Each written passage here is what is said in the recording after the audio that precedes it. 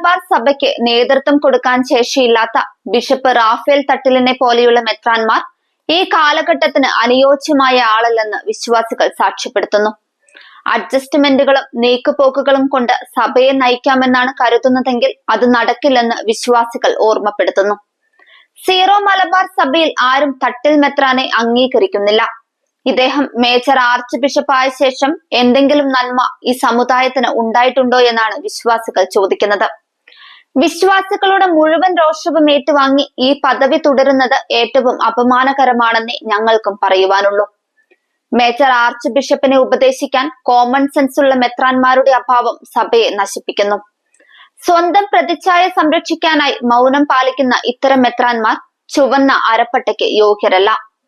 സഭയിലെ ചെറുപ്പക്കാർ ഭൂരിഭാഗവും മറ്റു സഭകളിലേക്കും മറ്റു മതങ്ങളിലേക്കും മാറി തുടങ്ങി.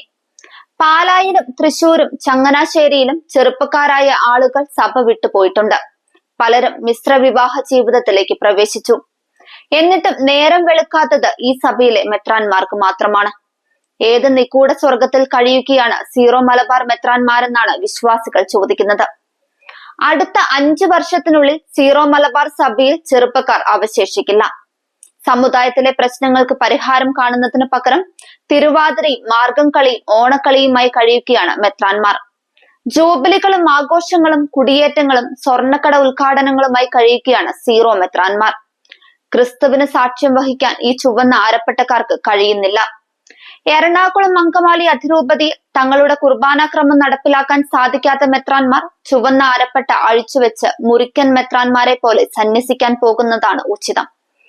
കാണ്ടാമൃഗത്തിന്റെ തൊലിക്കട്ടിയുള്ള സീറോ മലബാർ മെത്രാന്മാർ ലോകം ഇടിഞ്ഞു വീണാലും ഒന്നും അറിയില്ലെന്ന ഭാവത്തിൽ മുന്നോട്ടു പോകുമെന്ന് ഒരു വിശ്വാസി പങ്കുവച്ച കുറിപ്പിൽ പറയുന്നു.